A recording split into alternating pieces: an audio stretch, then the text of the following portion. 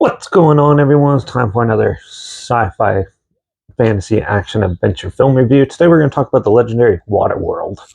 It was released by Universal Pictures July 28th, 1995. It's written by Peter Rader and David Toy. Produced by Charles Gordon and John Davis. It was also stars and produced by Kevin Costner, and it was directed by Kevin Reynolds, who did films like Robin Hood, Prince of Thieves, Risen, the Count of Monte Cristo, and Tristan and Isolde. This had a budget, one of the largest budgets at the time, $175 million, and it flopped when it came out. It only made like $50 million when it was originally released. So Waterworld is about a humanoid dude who has like web feet and gills behind the ears, so he can breathe above water and below water. He's like a trader, what's known as a trader, because all the world's ice caps melted and there's no land or anything, so people have to live off on the sea with rusted out boats and things like that.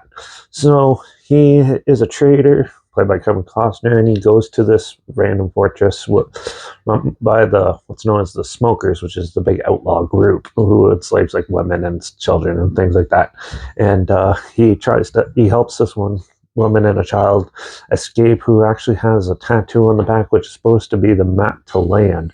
And as they're start sailing away and going on, the Smokers want to get them back, so they go and hunt them down. And it's this huge action spectacle of them hunting down, because in the meantime, as they're going, they're trying to find land.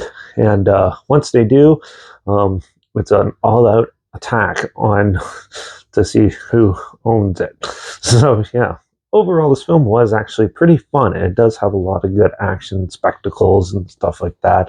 It has some really cool underwater scenes and stuff, and it really makes it's like a dystopian Mad Max sort of style setting, but on water, which is really unique, and it definitely is way different than what I was expecting and stuff. Now, I have seen this when I was really young and I loved it, so going back and watching it, it was still a good fun thrill ride and stuff. It does have a lot of darker themes than I remembered and stuff into it, like child rape and things like that, and just dark tones throughout.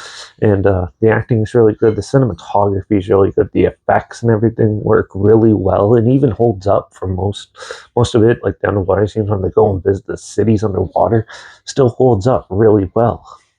The story itself can be a little bloated and stuff. Like, you spend a lot of time with Keanu Reeves and the girl and the kid on the raft, and can get dragged a bit, but other than that, the characters are really rich.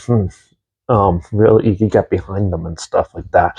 Some of the villains and stuff didn't seem very menacing or anything. They made a good conflict scenes and stuff, but in the end, it was not that strong of a villain, which I was a little disappointed in. In the ending, it kind of just dragged.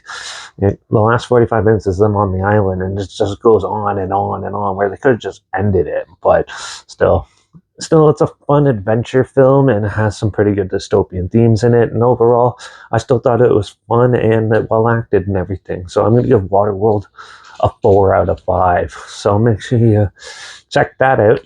I'm not sure where it's streaming or anything, so I'll link the trailer down below, so you always check it out and see what I'm talking about down there. Also, link down below is my Instagram. That's where I post clips of films I'm going to review in the future on my stories. You put the film title in there and some fun fact or history thing in there as well. Also, my Letterbox down below, Derek Reviews. That's where I post my first star rating after watching the films, and my Twitter's down below, reviews_Derek. So follow me on those platforms, stay in loop with this channel. Like this video, share it so more people aware of it. Comment your opinions of the film if you have any films or film franchises in any genre and on any streaming service I want to hear my opinions on in the future. Comment those down below too. I'm trying my best to get to them as soon as I can, and if I can find them. Make sure you subscribe. Hope you find some weird, obscure, and all they probably never thought of checking out together. And also share my opinions on popular films, upcoming classic films, and reviews on other things as well. And don't forget to ring that bell, because, well, I'm going to actually be taking a couple days off, so for it. But then when I come back, the first one's probably going to be 30 Days of Night. So actually tune in for that. Watch out for all those ice caps melting and turn the world into water, because, well, sooner or later we're going to have to avenge for ourselves and kill everyone. And I guess I'll see you all in the next review. So until then, cheers.